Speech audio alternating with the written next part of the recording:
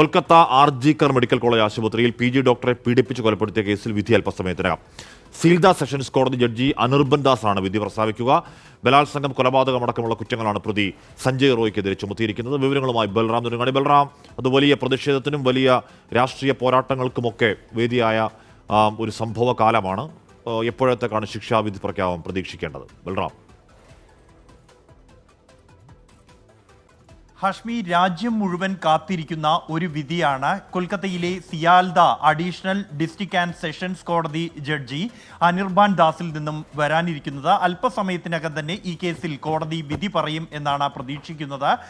രാജ്യത്ത് വലിയ പ്രതിഷേധങ്ങൾക്കും ഒപ്പം തന്നെ ആരോഗ്യ പ്രവർത്തകരുടെ സുരക്ഷ ഉറപ്പാക്കുന്നതിനായുള്ള പ്രത്യേക സമിതിക്കും ഇടവെച്ച ഒരു സംഭവമാണ് കൊൽക്കത്ത ആർജിക്കോർ മെഡിക്കൽ കോളേജിൽ ഡ്യൂട്ടി ഡോക്ടർ ക്രൂര ബലാത്സംഗത്തിനിരയായി കൊല്ലപ്പെട്ട സംഭവം.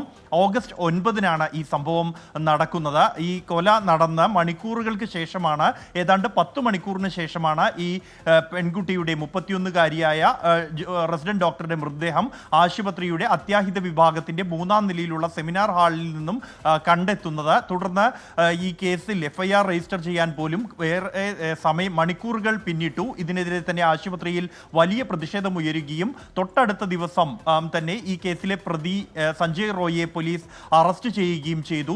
പോലീസിന്റെ തന്നെ സിവിൽ വോളണ്ടിയറായി പ്രവർത്തിച്ചു വരികയാണ് പ്രതി.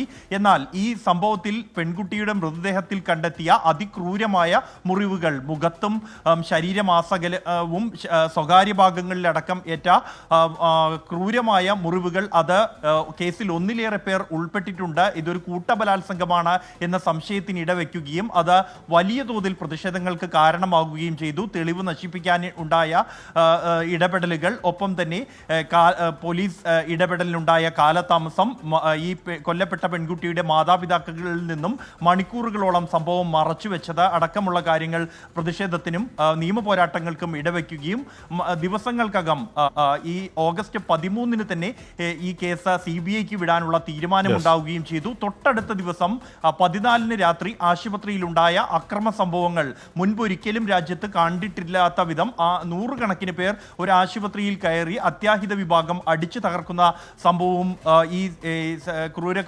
ബലാത്സംഗത്തെ രാജ്യത്തിന്റെ ശ്രദ്ധയിലേക്ക് കൊണ്ടുവരാൻ ഇടയാക്കി. ഇതോടുകൂടി ഇതിൽ സംശയം വർദ്ധിപ്പിക്കുകയായിരുന്നു കോടതി. കർശന നിരീക്ഷണവും ഈ വിഷയത്തിൽ ഒരുപാട് പ്രതിഷേധമാണ്. ഡോക്ടർമാരുടെ നിരാഹാര അനിശ്ചിതകാല സമരം കണ്ട, മമതയ്ക്ക് ഡോക്ടർമാരുടെ സമരത്തിന് മുന്നിൽ മുട്ടുമുടക്കേണ്ടി വന്ന, രാഷ്ട്രീയ വാക്പോരുകൾ കണ്ട, ഒരുപാട് ഉണ്ടായ ഒരു കേവലം ക്രൈം മാത്രമല്ല അല്ലാതെ. അപ്പോൾ സ്വാഭാവികമായും അതിൽ ശിക്ഷാവിധിക്ക് വേണ്ടി രാജ്യം തന്നെ കാത്തിരിക്കുന്നുണ്ട്. അല്പസമയത്തിനകം അത് പ്രതീക്ഷിക്കുകയും ചെയ്യാം.